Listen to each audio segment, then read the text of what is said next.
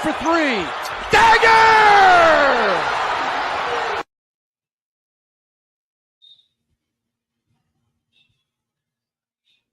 Hello, and welcome back to Well Beyond the Arc, where we talk all things basketball all the time. I'm joined by my co-host David. Before we get into all the exciting playoff basketball, David, how you doing today, bro? I'm very good. I'm very good. How are you? How are you? I'm good. I'm chilling. Lovely day. Always hot in Texas. But it's Yes, okay. sir. I feel you, bro. I feel you. Well, if you know what it is a great day for, and that's NBA basketball. That's Obviously, right. last we talked to you guys, we were still in the semis, but we have time traveled, and now we're in the conference finals. So, conference finals begin today, starting with the Western Conference Finals. We'll get into that in a little bit. But before we talk about the conference finals, we've got to start our show how we always do, and that is good, bad, and ugly. Starting with good for the first part, my good has to be this classic matchup we have in the Eastern Conference Finals, very reminiscent of the early 2000s and the mid to late 90s. We saw the Pacers and the Knicks have this rivalry, and it's good to see this rivalry be reborn. And it's also very good for the league. Let's talk about how good this is for the league, because honestly, viewing has been down for the postseason the last few seasons, and it's been kind of less exciting. So seeing a classic rivalry be reborn in the Eastern Conference Finals, and the last time the Knicks were in the Eastern Conference Finals was against the Pacers. So this is beautiful. This is a beautiful moment. And history, last time the Pacers won. So it's really cool to see that, and it's good for the league, and it's exciting for me as a fan. So that's my good. What about you, bro? What's your good for this show? I can't remember what I said last show in terms of my predictions, but I think I hit all my predictions spot on with like You did. did I feel like I missed one with either Boston or the Cavs. I can't remember which one I missed. But I I know think it was Cavs. If there it was one, I was think it was Cavs, maybe. But but yeah, I think my good has to be the fact that I was spot on. And obviously go New York, go because if you all don't know, if I'm not a Lakers fan, I'm a big New York fan, so it's good to see New York in the conference final. And to your point, let me even just look at it from the point of view, right? Reggie Miller. The last time New York was, in the Eastern Conference final, they played the Pacers, Reggie Miller. And it's so fitting to see that the last game that will be called on TNT by yeah, Reggie Miller and Kevin Harlan. Shout out to those guys, amazing broadcasters. Is the Knicks and Pacers series. So I just wanted to add to that because I think that was just pretty cool, low key. But yeah, so yeah, my good has to be obviously New York getting business, going back to the conference final. Considering no one has really their season wasn't really as good as many people thought it will be, considering all the trades. But yeah, no, they definitely have came alive in the postseason when it matters. And at the end of the day, you can have the best regular season ever, but it matters how you perform in the post. So, and we've seen plenty of teams fall apart in the postseason. Moving on to bad, it has to be for me the Nuggets Game 7 performance, specifically their second half performance. Now, at the same time, oh, OKC just came alive and took control of the game. And you could just tell that they were winning that. It was at home, there was energy, and the way that they no, Denver were down. Denver were up like 12 after, like towards the end of the first quarter. Denver looked 12, great. No, 14. first half Denver, it looked like it was going to be a game that was going to go down to the wire, and then OKC just opened it up. So for me, it's just that second half, losing the game, how they lost it, when they made it so close throughout the entirety of the series, and even part of Game 7, like to your point, was close. And then you get to that second half, and OKC just opened it up, and they just found their space and found everything they needed. And you could tell that this Denver team was lacking certain areas and certain pieces that they needed specifically on their bench. And OKC is just a top to bottom team, and you saw that in this win. So that's got to be my bad, only because yes, again, they did start the game really, really aggressively, and they made it look like it was going to be a game that went down to the wire, just like most of the other games in the series. I would say four to five out of the games were extremely close. And then you had the blowout, obviously, where the Nuggets got beat, and then you had that Game 7 loss. So just a negative finish to a really good postseason for the Nuggets, because again, despite firing Malone, they went way farther than both me and you thought they would. I mean, I Mhm. think I gave them a slight chance of making it to the second round, but I think that was it, a slight chance, and they didn't just make it to the second round. They made it a series. So, yeah, that's my bad for how they finished that series. But what about you, bro? What are you thinking bad for this show? I was going to say I was going to say that, but I have to go with the Cavs. I think the way the Cavs went out was just sad.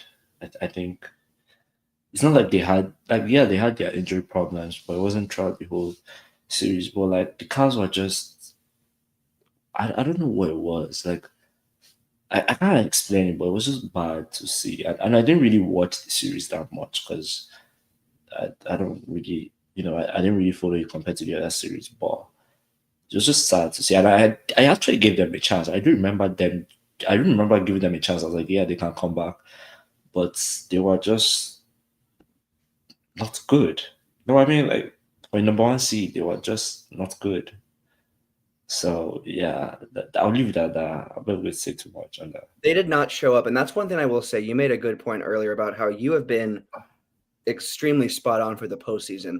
I have not been. The one place where I was somewhat spot on was saying the Cavs would fall apart at some point earlier on than later in the playoffs. And it's not really that deep of a prediction. It's just what they've been doing since LeBron, when they've made it to the postseason. Even if they've had a big push during the regular season, they haven't been able to capitalize during the postseason. Then you throw on injuries and you throw on a hot team like the Pacers, and it just fell apart for them. So that was probably my one prediction. Honestly, literally, probably my one prediction from this whole playoffs that has been pretty accurate. But there's still some postseason left, so you never know. We'll see. We'll see how it shakes out. Moving on to ugly, I've got two because I put my first one and then I remembered the second one, and I was like, I cannot not put that on there. Jason Tatum's injury is Mm, super ugly because what the injury is, we've seen plenty of players come back and play, but they're sometimes not the same. And the fact that he was coming off of a championship and another run too, it's just a really negative place in your career for that to happen. I believe he'll bounce mhm, back. I believe he'll still be a successful player for Boston, but that does leave a lot of question marks for that team going into the next season with just how they're going to handle that. So it will give Brown a chance to kind of be that front guy and see what he can do when it's just him, really. Not just him, because they have a good team besides just Jaylen Brown, but it'll be him probably taking on that leadership role. So it'll be interesting to see, but it's definitely an ugly for the Celtics and for the NBA.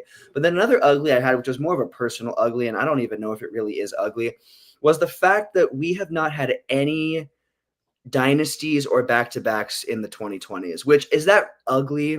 Is that a super ugly thing? Not really. It's exciting to see a bunch of teams win it and have a chance, but we haven't seen a team be dominant and just reach that next level.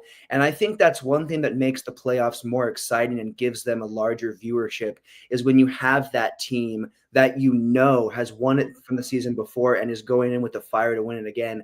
And I don't think we've seen that since the Warriors. So again, is that a problem? It's kind of cool to see other teams get a chance. But I think for the NBA, that's ugly because that's not always the best look for the league. You know what I mean? I just think mhm. it's exciting to see those dynasties and those teams build up, and we just haven't seen that. So we're going on 7 straight years of a different team winning, which is, again, that's awesome for all the teams winning championships. And some of them have been first timers, like the Nuggets, and now one of these, or the Bucks, or no, the Bucks weren't first timers. Excuse me, they won one in the '70s. But no, the Nuggets, and then now whoever's going to win this one is going to be a first timer more than likely. So we're looking at it's exciting for the league, but I think it's also ugly at the same side. So it's a double-edged situation, but still, it'll be exciting to see a new team make their push. It's the Knicks that are that one team that have won it, but they haven't won one since the '70s. So can you really count that? But yeah, that's got to be my ugly. But my main ugly is the Jason Tatum injury because that is going to affect the Celtics and the league going forward. What about you, bro? What are you thinking for ugly this show? Yeah, I have to go back and to my good because I think I forgot this, but the fact that the four teams have point guards that are electric, young electric point guards, shooting guards, whatever you want to call them. Indiana Tyrese, Jalen Brunson with New York Knicks, SGA with OKC and Anthony Edwards. And these are electric players, so it's so fun to see that one of them potentially win their first ring. I think that's just exciting. I think that's fun in terms of the league moving to where it's moving and the passing of the church, as some might say. I think that was really good. So I'm just going to drop that there. But then to my ugly, I do agree with that Jason Taylor one. I think that's really bad. No, torn Achilles. That's pretty much the whole of next season. He's not. I don't see him coming back until the beginning of the previous season. Like torn Achilles is not something small.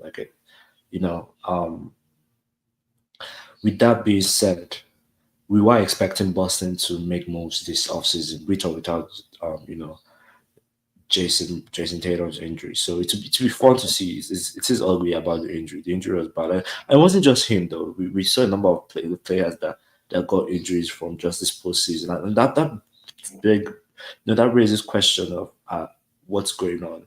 Like, I mean, I know that the recovery process and the whole health process with the technology, obviously, it has been strengthened, but then it's still like, are we overdoing it? And I'm not trying to say load management or whatever. I'm just like, how are this? I don't know. It's just weird, and it's one that maybe we'll leave it to the professionals to figure out. But it's so sad. Like Dame with his injury, Wemby with his injury, like clots. Like how do you even do that? How do you get that? LeBron got his first knee injury in 22 years.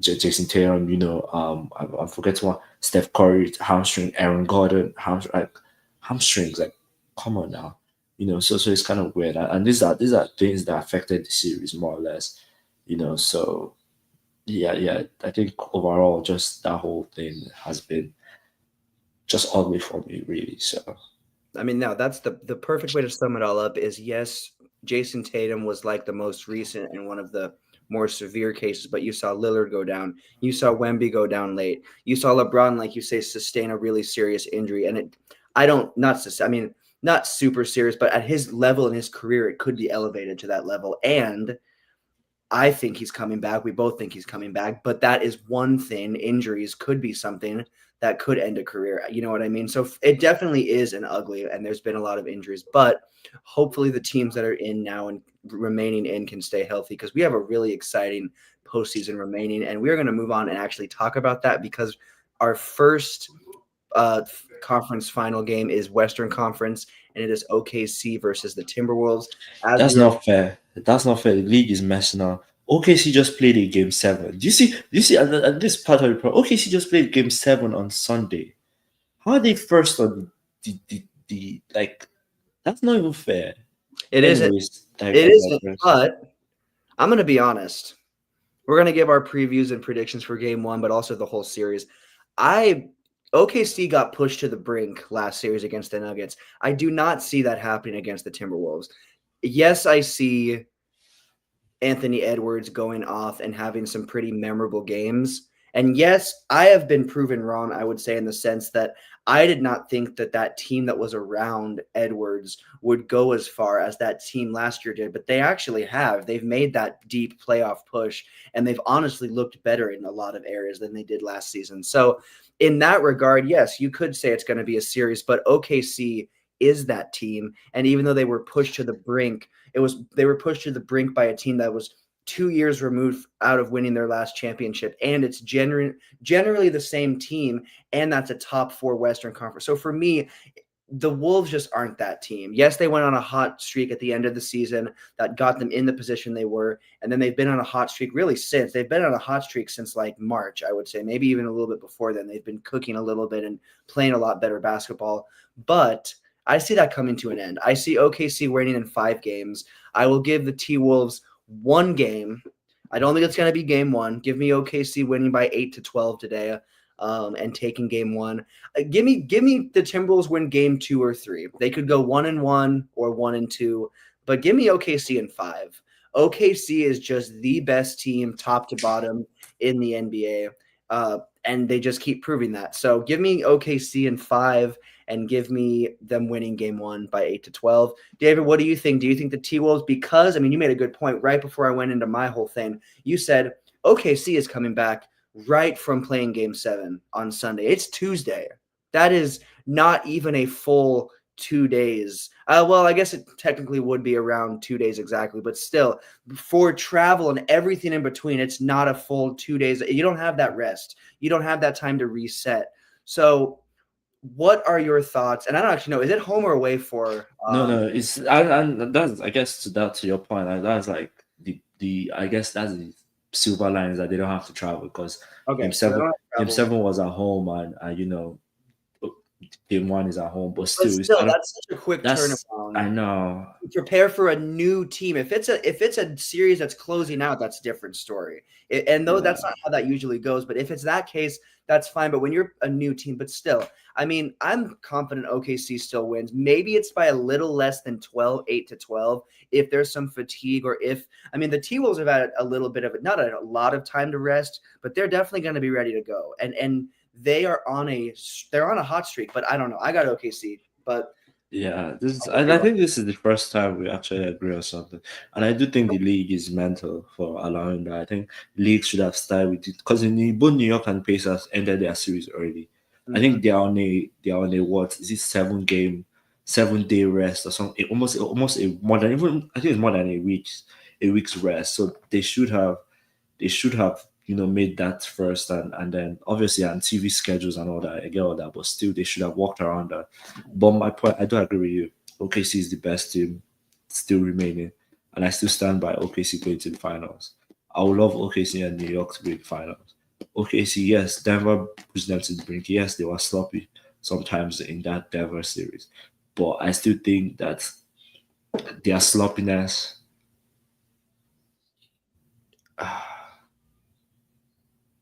Let me try and word this well. I still think that even with their sloppiness, the Wolves do not have enough to get past OKC. I think OKC have everything from top to bottom. I'm not, again. That is, I stand by. Now, what will differ from you is the number of games they win. I don't think it will be a sweep. I don't think it will be 5. I think it will be 6. I think Timberwolves would get 2 games. 2 games. I see them getting 2 games, but after that, no. And I think it would be. I don't want to say it would be so much better, because Ants in the final would probably be better for TV ratings compared to SGA. Like, so people like resonate with Ant Man better than SGA. And don't get me wrong, SGA is a superstar, but then Ant Man is just a tad above him. So having having Ant and Tyrese It'd be in the exciting. in the final might be exciting, or It'd be a Ant and marquee Brunson. matchup. They're both pretty expressive players that, like you said, people can relate with both of them for different reasons. Yeah, so yeah, give me. I agree with OKC, but I have OKC winning in 6. I think. I think 6 is a fair bet. I think 5 is me not really looking. I mean, you said it best. They did play. They had some sloppy moments against, and this is how you know they had sloppy moments when you beat them. Because it was it game 2 that they won by an insane amount against the Nuggets. Yeah, yeah, When you have a game like that, and then you have games where you're getting beat by buzzer beaters or by very little because of missed free throws or missed moments, that's how yeah, you know that you're a little bit of a sloppy and a younger team that is still figuring it out. But even with that, you're beating a team that, like I said, just won a championship within the last 2 seasons. So it's definitely, it says something. It goes a long way for what they did. But again, I saw someone, which we're going to talk about Pacers and Knicks next, but Tyrese is balling. Pacers winning the chip. I don't know about that, but he definitely is carrying that Pacers team to the next level. And speaking of that, tomorrow is that first game of the Eastern Conference Finals, which is Knicks versus Pacers. Again, like I said earlier, this is a classic 90s and early 2000s rivalry matchup that really hasn't been reignited since then, because it just hasn't. Each team has it, because it's really been a postseason rivalry. yeah. That's where it built up, and both haven't been in the postseason at the same time or at all pretty consistently. So it's really cool to see that. One thing I will say is this, like you said, they've had more rest. They're definitely more. I think we're going to see an exciting, close punch for punch series, not just first game. I'm going Knicks take game 1, but I'm going Pacers take the series. I think Knicks take the first game and win by 4 to 8 points in a really close series. One thing I will say about the Knicks, is this is the best basketball all of these players are playing. Julius Randle, Cat.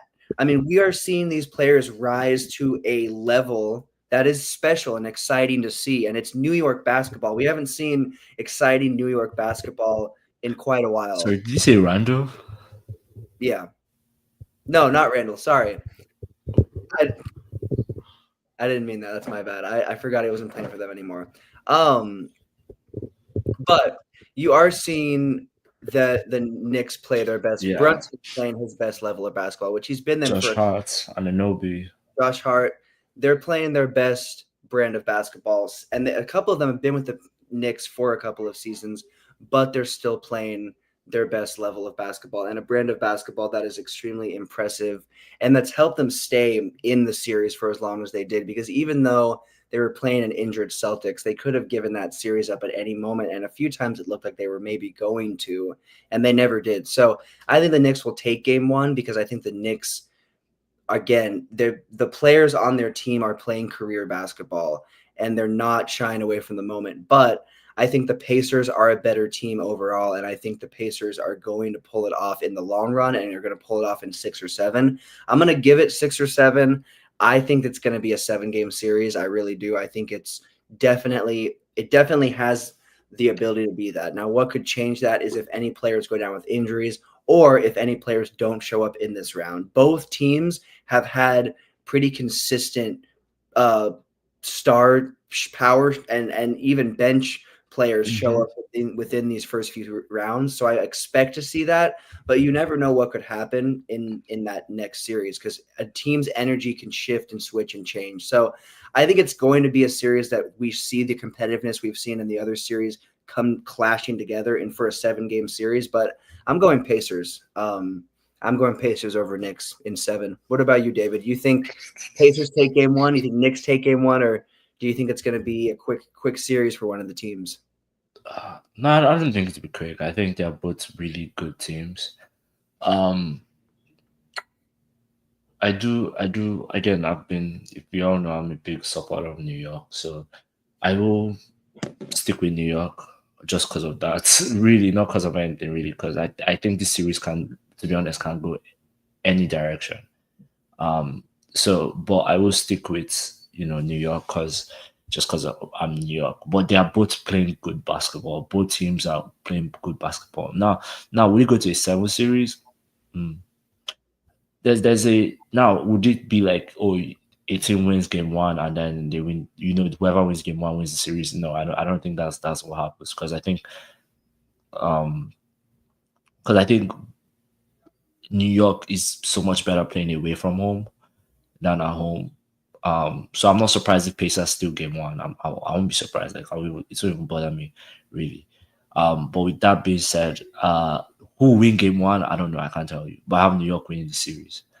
I'm New York winning the series. It's been interesting. Tyrese against Brunson, amazing. Josh Hart doing Josh Hart things, I think, to be really good. So yeah, I don't know who will win the series, but I know who will win game 1, but I do know that New York will win the series. So well, we will see. I think this will be the one time that I might get it. I don't know. I could see it going the other way, possibly with New York winning it, but I don't think it'll be a quick series for either team. And I definitely think the Pacers are just showing up, and I think that'll continue. But we've seen them go on a roll and then that roll be stopped, and we've seen that happen for other teams. So we'll see which team shows up.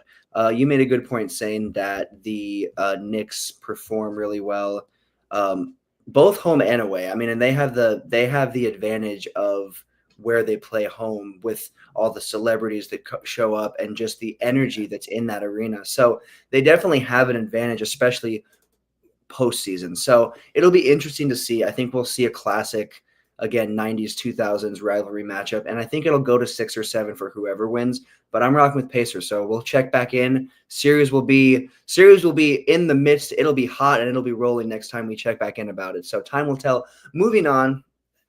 I mean, the finals are right around the corner. We're under a couple of weeks from the actual NBA finals, not conference finals, NBA finals starting. We both kind of talked about who we think. I think we both agree about who's coming out of the West.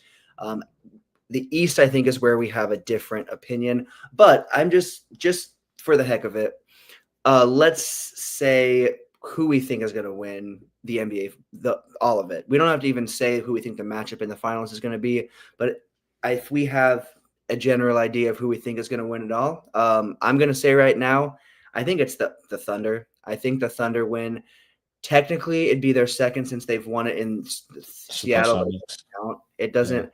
It doesn't count. I don't know how it'll show up on the next 2K season if they win it. Maybe it'll be the same or maybe it'll be separate. We'll see. But it would be the first that the Thunder ever won, and it'd be big because obviously they've been to the finals before in the KD and Russell Westbrook era, and they've been in the postseason and deep in the postseason very consistently since then. So I think the Thunder get their first championship as the Thunder. I think it's Thunder Pacers. I think that's the matchup.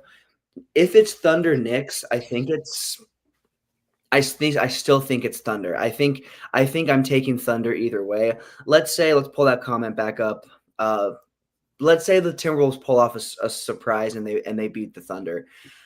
I don't see them beating either the Knicks or the Pacers, but imagine Knicks versus Timberwolves after that swap in the offseason. That would have some exciting connotations to it. What happened, and then you would see Julius Randle actually on the court because he plays for the Timberwolves now. So you would see him playing against the Knicks, not for the Knicks. But I think that would be. But he is playing. Those players that got traded to the Timberwolves are playing really great basketball, specifically in the postseason. Mm-hmm. So it is career basketball for all of these teams that made these moves. So that could be exciting, but I don't think that's happening. I don't think we're seeing the Timberwolves make it. And I think even if they do, I don't know. I think it'd be an Ant versus Tyrese matchup if we do see it. That's my gut feeling. But I think we're seeing OKC versus Pacers, and I'm taking OKC. David, what do you think? Do you have any polls to any teams for winning it all? No, I still think OKC. If I'm going to go on a limb, I think OKC would win it. But obviously, I'm a New York fan, but I'm also going to be realistic and tell you that OKC deserves it more. No, not deserves it, but I think OKC is the best team out of all 4 teams from front to bottom, right? That being said, I think it to be OKC and New York, and I've said this, and I see OKC winning it, just because again, better all round. But if something does happen and it ends up being Ant-Man in the final against whoever, I still think Ant-Man. I think Ant-Man will win. Beat against New York, and I know I'm referring to Ant-Man, and Ant-Man is not the team, but if it's the Timberwolves against any of the Eastern teams, I think this final belongs to the West. I'm just going to leave it at that. Beat OKC, or I think this final just belongs to the West, and I'm going to leave it at that. I mean, that's a fair point because if you beat OKC, you're beating the team that we have both agreed on at this point, at least, is the best team in the NBA. So that does give you a big boost and a big shift in your momentum. I mean, if they take down OKC, they have essentially been a team that's been on a tear for several months. Honestly, they've been going since around March. They made the push when they needed to, and now they look like that team. So I think I can see your point about it belonging to the West, especially because whoever wins in the West has the most momentum. It's either the team that's been the best the whole season or a team that had a late push and is now that team. So it'll be exciting. I think it would be if in a reality where the T-Wolves make it, I think Pacers or Knicks would beat them. But I'm giving it to OKC, and it'll be super interesting if OKC is not that team. It'll be really interesting to see what happens next. I mean, I believe that team will remain, obviously, after the success they had. They're not going to blow it up or do anything crazy, but it'd be interesting to see them lose in the Western Conference Finals to a team like Minnesota and then see what happens for that team next. So time will tell. There's a lot of basketball left. I think both series could potentially be a 6+ game series, honestly. Even though I called that first one of OKC and T-Wolves in 5, I can see it, like you said, being 6, or watch it be a 7-game series. You never know. So we will obviously check back in with those series, but we are going to talk about some other basketball now, a little bit of trade potential predictions of Giannis, because Giannis has picked up a little bit of traction. Obviously, Ooh, spicy. Did you see? I don't know if you saw his Q&A. His Q&A where they were like, "Where's the best city you want to play in?" And he was like, "New York." And then with all the trade rumors coming out, it's like, and he just put in all the various things. And but anyways, yeah. little pieces in place. He definitely said a couple of things and has made it known, and now it's definitely known that there is potential. So we're going to go over any trade potentials that we think are realistic. I've got 3 that I think are actually potentials, and then I have about 2 that are like maybe that I've heard in the mix that I could see maybe. My first one is the Spurs. I think the Spurs have the pieces to make this happen, and I mean a Wemby and Giannis duo would absolutely feed the NBA and give it life. And that would be a really fun duo to watch. And I don't think you part with Fox. So you're looking at a trio that is So really, how does how does San Antonio get Giannis if they don't trade Fox? they've got pieces. They've got pieces around those players. Maybe they trade Fox, but I think they could pull it off without Fox. They've got some pieces and some picks that they could move around and push, and that Milwaukee might be interested in if they're looking at it like a rebuild. I don't know what Milwaukee is looking like, because obviously Dame is out, and who knows what that timeline looks like. So you take Giannis and Dame away, and that team is, and possibly a player like Brook Lopez. There's a lot of players that might be leaving or out for Milwaukee, but the Spurs have some pieces and some younger players that might interest Milwaukee if they're looking to do a rebuild, and I can see that being a possibility. Miami Heat, I think, is a possibility for sure. I think they're a team that we talked about last time that, or I said that I think, and maybe you said this too, that I think they could make a really big play out in left field this offseason and pick up a really big piece or make some big moves to build up a team. And I don't think anyone really expects that, with Jimmy Butler leaving and like that team not really picking up any stars. Obviously, they picked up like Wiggins, and they've kept Hero, and they have an all right team. That they made it decently. I mean, they made it to the postseason technically. They just didn't make it very far, but I think that they have the pieces to trade for Giannis. Now, Milwaukee wouldn't realistically want a Tyler Hero if they're actually listening to this. Again, unless, to my point with the Spurs, they're more looking at it as a rebuild. And then Miami has plenty of pieces that they could give to Milwaukee to either keep or look at for the future of getting a different player in the next offseason or whatever. So there's definitely, I think, a realistic reality with Miami, because Miami has some star talent and some pieces that they could part with, and they also have those pieces and those picks that you could give up if you're trying to give that to a rebuild team. So I think Miami is maybe a little more realistic to me than the Spurs, because I think they could get them on either side of the coin. And then my last one that I think is really realistic is the Warriors. I think the Warriors have a couple of pieces that they could potentially move. And obviously, I mean, Curry out with an injury, another postseason exit that was since their 2022 run. They have not made it past the semis. They've made it to the postseason and they've made pushes, but they haven't made it since their championship. They haven't made it very far. I would say you don't make it very far unless you make it to the Western Conference Finals or the Eastern Conference Finals. I think that is a far playoff push, even if you get bounced, and they haven't had that. So I think the Warriors, they have players like Peyton, they have players like Kaminga. They have a couple of pieces that they could push. They could part ways with 3 to 4 of their more key players, and maybe Giannis is that right fit. And then you said New York. The reason I don't know about New York, obviously, if they, I don't know, New York is definitely a place that I could see maybe being it. The Lakers and New York are 2 of the places that I've seen in the mix. I think New York is more realistic than the Lakers. I think the Lakers is only realistic if we're partying with players like Reeves. The Lakers would have to give up a lot, and I just don't. I think the Lakers are going to prioritize keeping LeBron and giving Luka a really nice deal so that he stays, and then building a team around them. And I don't think that includes a third star like Giannis. So I think for me, it's Spurs, Heat, Warriors, New York. I think those are my 4. And New York is more on the downward for me, because I don't see that happening for several reasons, but I think it could. What do you think, Brody? Are you thinking New York is the place, or do you think there's another spot that either I said or an alternative spot? I don't think New York is realistic. Because I feel like they'll have to trade big pieces, and I don't think they want to do that. I don't think that's how New York does. I do agree. I think Warriors is a big one. Warriors will probably be up there. Miami, maybe. Miami might be up there. Bam and Giannis in one team. I think that would be pretty nice.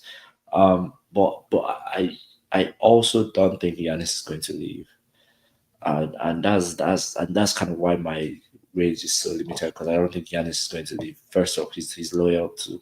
I think he's first and foremost not necessarily to the Bucks. You guys should not confuse me. Yes, he's loyal to the Bucks, but I think he's more loyal to Dame. I think he and Dame have something going. Um, so if you stay, he won't necessarily stay because Bucks. He'll probably stay because of Dame. That being said, San Antonio is just no. I don't think San Antonio is even in the mix. Right? I don't think that would be weird, low key. So, but if he does leave, if for some magical reason I'm wrong and he does leave, and they I saw something about them meeting this week to discuss the future. If for some reason this week they come to the decision that okay, maybe it's time to part ways, it's either Warriors or Miami. I don't see any other team. San Antonio is a stretch. I think San Antonio are not looking for that that type of player. If you know what I mean. But yeah, I'll say I'll stick with Miami or Warriors, because I think Warriors will be they are really aggressive with it, to be honest. So we'll see. I mean, if you put Giannis on the Warriors, in my personal opinion, that's one of the best teams. Now, what they would have to give up, they've lacked a little bit of depth in certain positions, and they would probably have to give up pieces. So they might be in an issue with depth. But imagine Jimmy Butler, Giannis, and Steph Curry. I mean, again, Steph Curry has an injury, but he'll be back. He'll be good by the season. He'll be playing high level basketball before All-Star break starts. So for me, I think that would be the best team, or at least maybe I should say a top 3 team in the West. Maybe I shouldn't say the best team in the West, but that boosts the Warriors to a top 3 team in the West for me. But yeah, definitely think it could be one of those teams. Again, other teams thrown around like Lakers and Knicks, I think are very far, very, very, very just because what they'd have to give up would be too much. Yeah. And that's something that I think eliminates a lot of teams, is what they would have to give up to be able to get Giannis. Your point about him staying, and honestly the comment as well, right? When you said that, the comment popped up about him staying. I don't think that's a far shot either. I think he definitely could stay. Like you said, he's very loyal, not even to Miami, but to the fans. And I think a lot of players, we're seeing a lot of players that hold a loyalty like Luka would have held with the Mavs if he would have been able to stay. We're seeing a lot of players with loyalty to the fan bases, to the cities, to the communities, like just wanting to make a difference outside of just the organization. I think for me, that is Giannis, and that Giannis, I mean, there's really no star power in Milwaukee across any of their sports. Giannis really is that guy and that main person at the moment. And so he's kind of that polarizing character. And I think Milwaukee is a good fit, and I don't think we should count Milwaukee out. Now, I don't like either of their coaches, in Doc Rivers or in Darvin Ham. Darvin Ham is not as bad as some Lakers fans were saying in certain chat rooms and places I was in when he was on the team, because it wasn't all his fault, but he definitely is not my pick for head coach or assistant coach, and neither is Doc Rivers. So I don't see them firing either of them, because obviously they made it to the postseason, had injuries. I think they'll give what they have another go, and I think that there's a chance that Giannis stays. In my personal opinion, if I was on a 100% scale, I would say 50% he stays, and then 30% he goes to the Warriors, and 20% he goes to the Heat. I'm giving him a 50% he stays, and then I'll give him 30 that he goes to the Warriors, because I think if he leaves the Bucks, he's going to want to go to a team that is going to make that push. And I think the Warriors are much more that team than the Heat. Obviously, the Heat have had a little bit of postseason success and just regular season success in the 2020s. But if you're picking between the Warriors and the Heat, you're picking the Warriors. You're picking the Warriors for sure.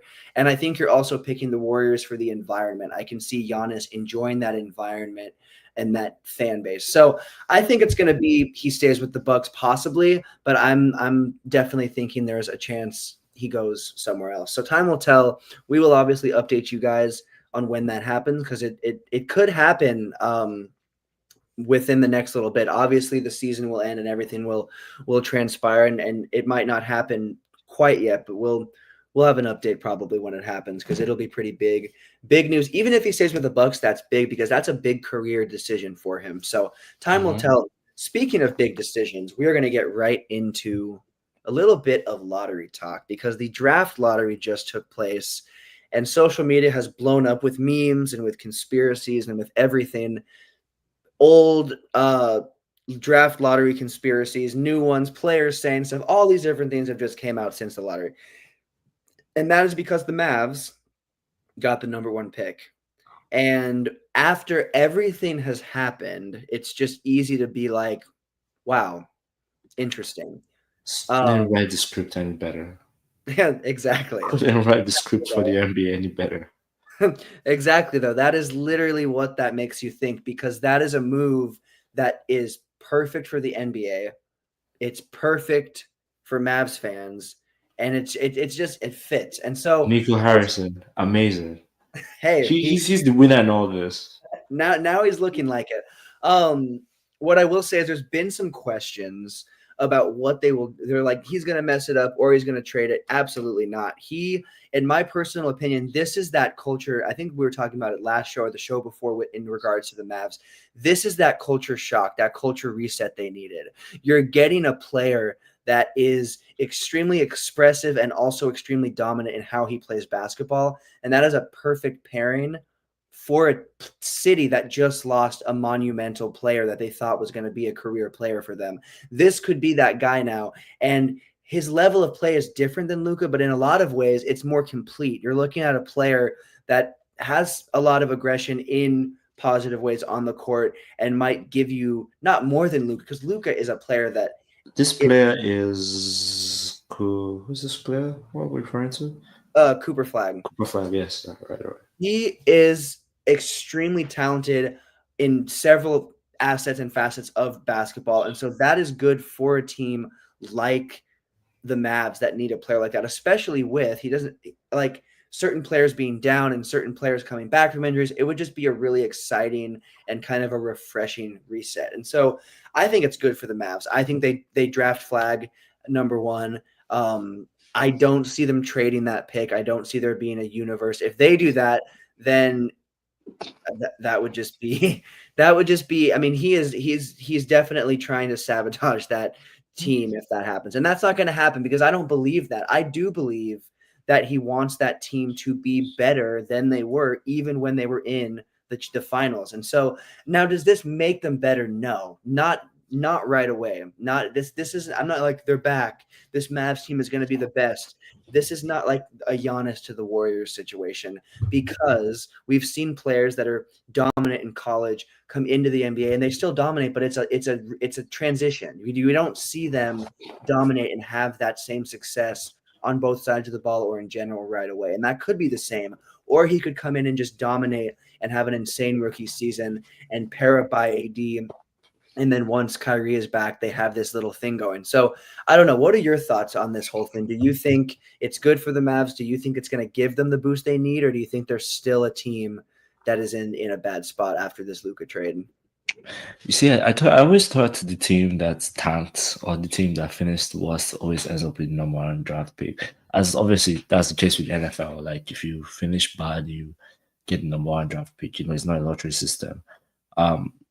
So how Dallas got the number 1 pick, I don't know how that is, considering they were good. Like they were not terrible. Like if any team deserves the number 1 pick is Washington. You know what I mean? So that's a whole nother completely different story now. But in terms of Cooper Flag is I believe he's was he a 4, a 3, or a 1? I know he's not a point. He's not a point guard. Was he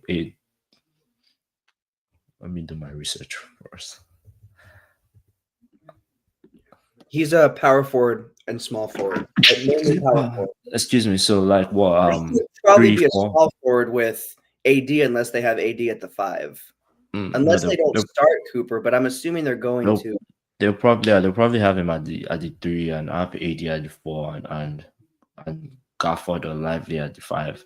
So that's good. But in terms of that, I think that is interesting. Now, does that elevate Dallas? Only time will tell, because again, he's an amazing player. He's electric. He's good. But he's still a rookie. He still will need to mature and get his skills sharpened and refined. But with that being said, I think it's good for Dallas. I think having lost now, are we trying to equate Cooper Flag to Luka in terms of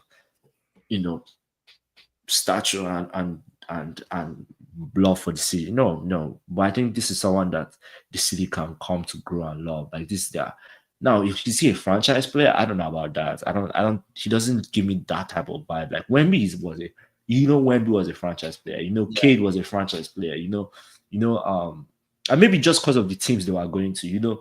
LaMelo was a franchise player. The talent they possessed in the background. Like Wemby had that professional background and the stature. Like his just like he had it before. I mean, he had like commercials and his like own like branding. Yeah. He was even in the league. So yeah, I don't know. I just not that guy. That is a good. good. And I also look at Dallas and I'm like, Dallas are not that type of team that is. They're not looking for a franchise player no more. You know what I mean? Like they're just looking for a player. Like if we're talking about like we're talking about like what team will I call? If we're talking about the Blazers now, okay, yeah, maybe Blazers could use his franchise, or like Hornets, maybe they could use another franchise player. But Dallas another team that is like, so he's not necessarily a franchise player. He's not one to come in and just change your franchise. You know what I mean?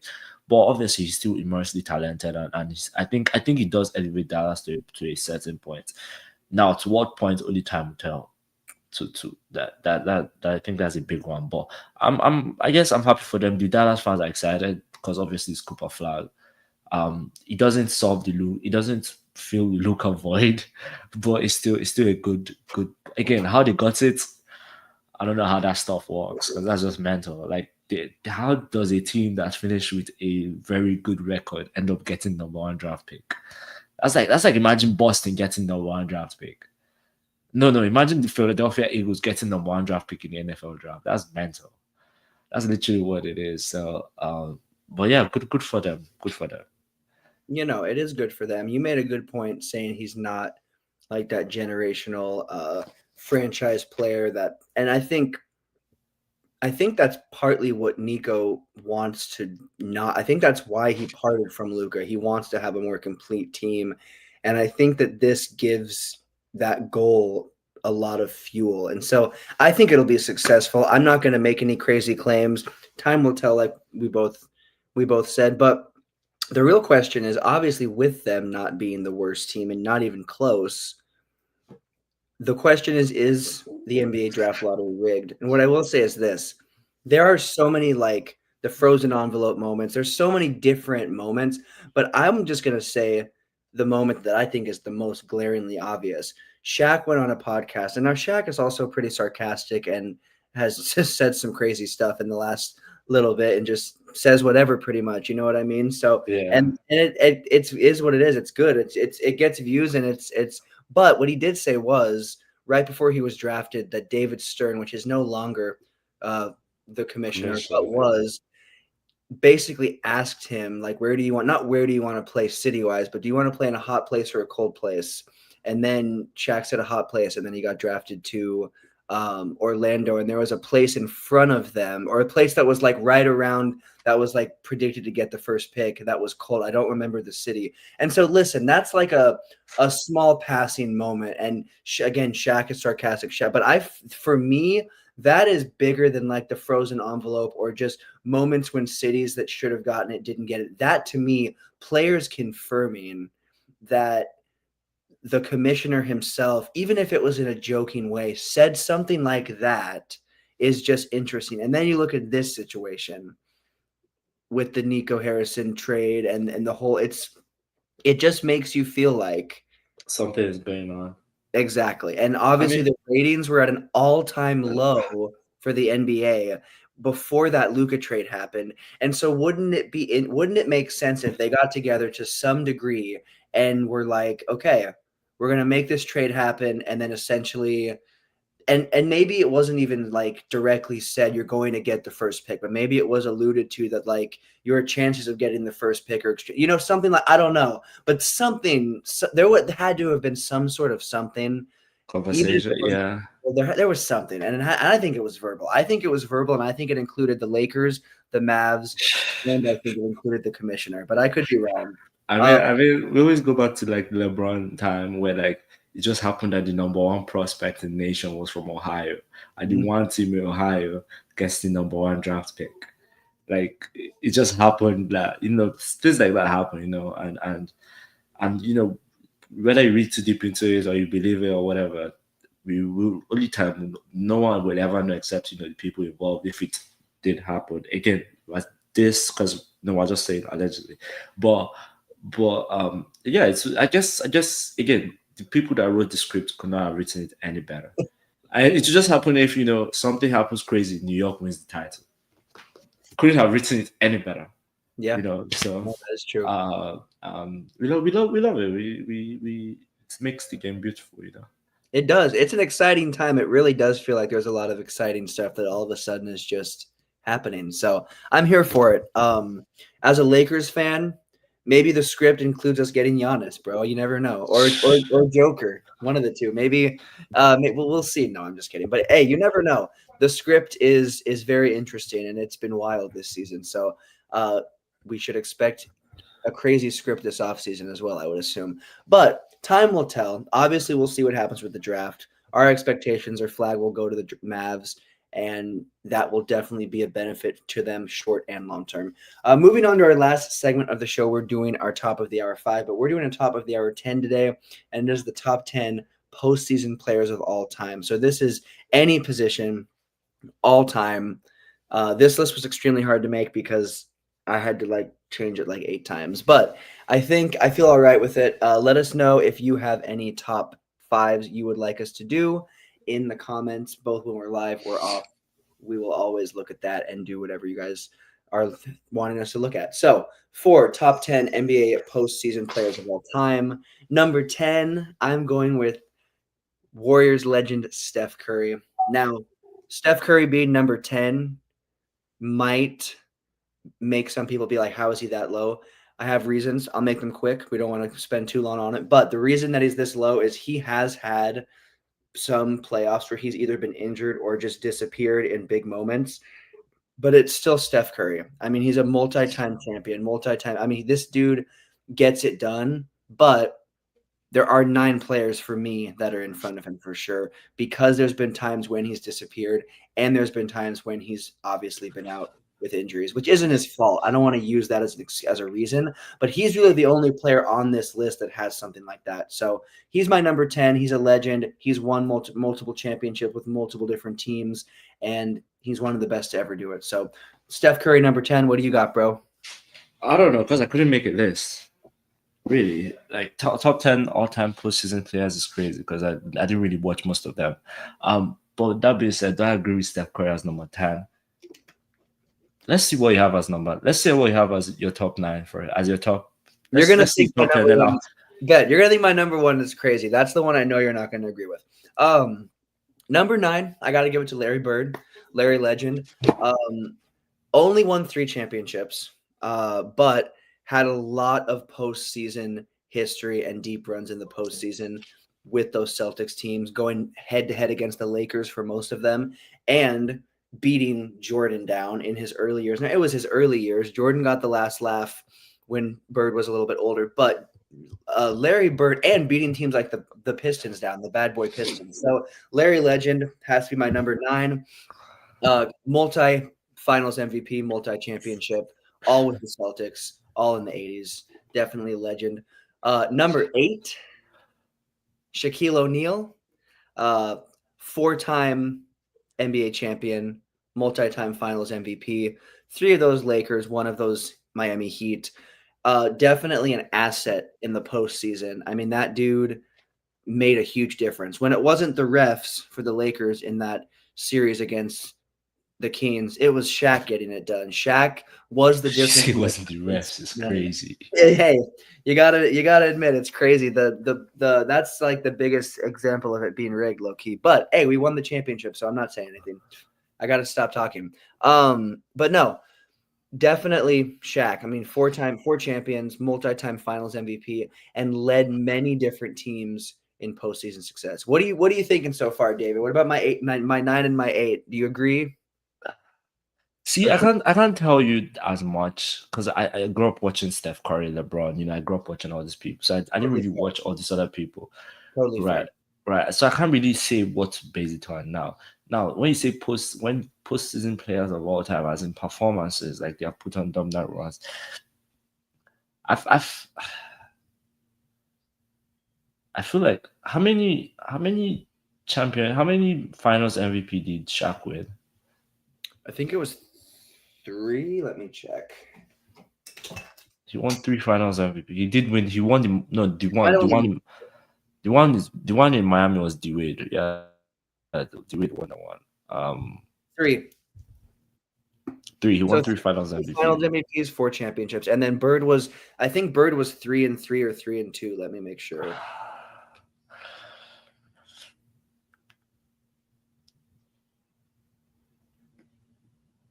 Three. Yeah. See, you know what? I don't think you can go wrong with it. I was trying to look for a fault, but so far I can't find any. I think you are very very spot on. I literally can't think of anyone before Steph Curry. I think it's going to be the top ones you're not going to agree with, possibly. I could be wrong. I don't know. I'm trying to think of who should be there instead of Steph Curry, but I can't think of anyone, so I'm going to allow that to sit. You can have that one. The closest person. I can't even know. It's not. See, that was the thing because again, he has missed. But what was the closest person? What were you going to say? I was thinking Jokic because of the numbers. The numbers are insane, but then he's only won one. 1-on-1. True, but the numbers. His numbers, his playoff performances have been exactly, but that you can't. What Curry has done in those finals have been great. In postseasons really have been crazy. But anyways, let's see your number 7. Number 7, I got to go with Kobe Bryant, 5-time champion, 3-time Finals MVP. I should have had this written down, but I can look it up so fast. 2-time Finals MVP. So 2-time Finals MVP, but 5-time champion. I mean, this dude was the only reason the Lakers made the playoffs multiple times, and he made deep runs with teams that shouldn't have made deep runs, which is very reminiscent of several other players that are higher up on this list. So Kobe's my number 7.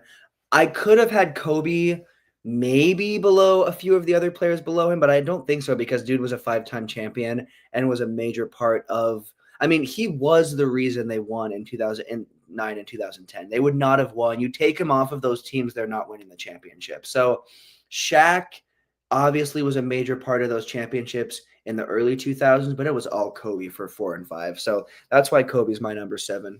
Thoughts on that one?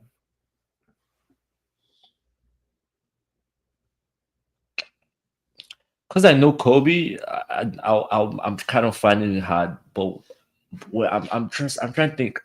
Should he be 9 in terms of postseasons? I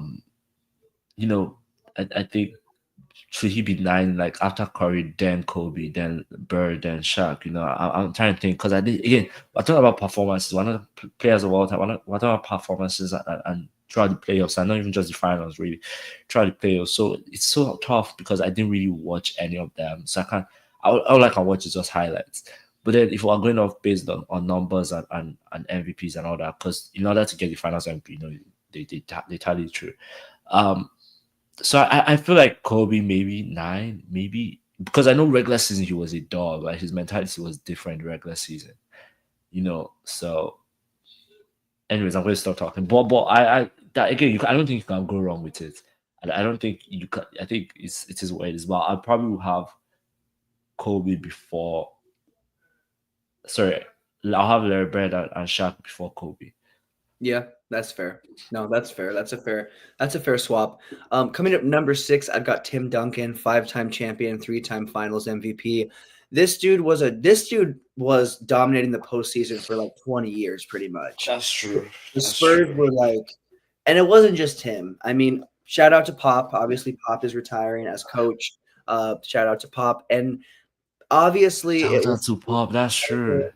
it was there was a lot of players. It was the general. They had a lot of players that made them great, but Tim Duncan was on all of those teams. And up until he retired, they were a semis team, almost a conference, if not championship team that season. So Tim Duncan was always competitive. And so for me, he has to be my number 6.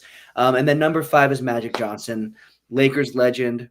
5 championships with the Lakers, 3 Finals MVPs, and just dominated the 80s. And obviously, let's be honest, he would have dominated the 90s. Let's say his career ends up differently and certain things don't happen. He would have more than likely won. I think that he would have won 6 or 7, to be honest with you. He won 5.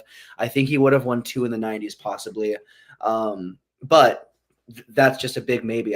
We will never know that for sure. And he had big success and won, of course, 5 with the Lakers, which is huge. Definitely some of the best. And then moving on, number 4, I got to go with Kareem Abdul-Jabbar, 6 championships. Now, only 2 Finals MVPs, but this dude, in my personal opinion, just was the anchor of every team he played on. Starting with, obviously, Milwaukee, he only won 1, but without him, you're not winning that at all. He was that player that really won it for them. So he has to be my guy. And 6 championships, 6 rings is big. That has to be notable. And so he's my number 4. Getting to the top 3, this is where it gets a little interesting. My number 3 has to be LeBron James. 4 championships. 4 finals MVPs. That's straight finals.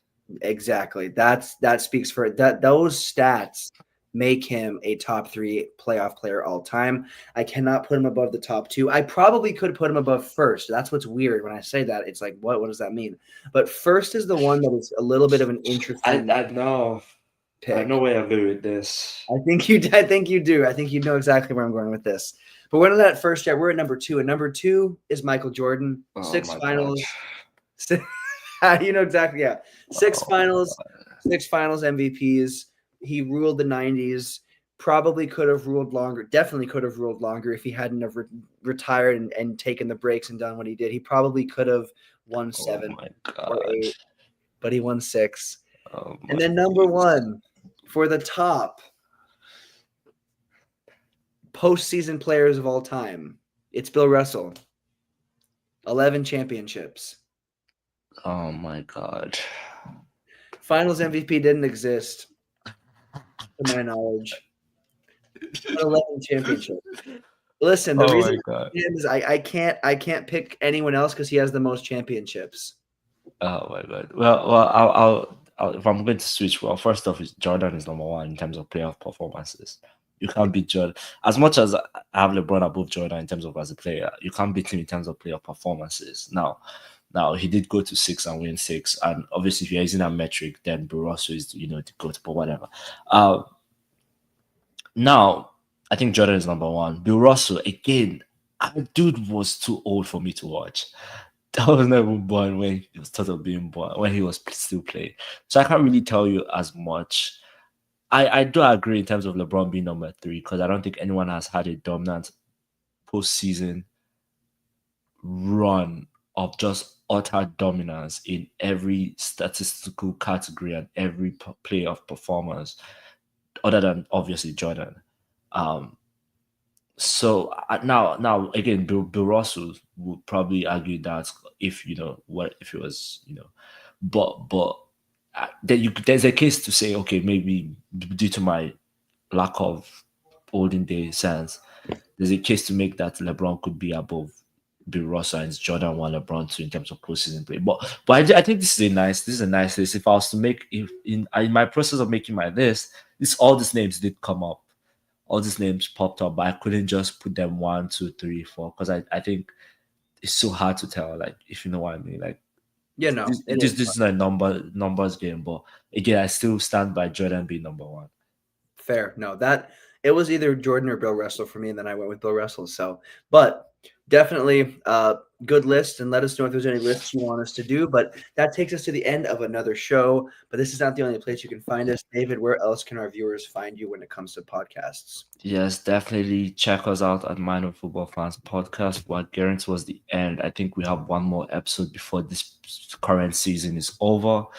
So stay tuned for that. If you follow us, we appreciate you. If you don't follow us, check us out. I promise you will not regret it. So thank you all so much for the love.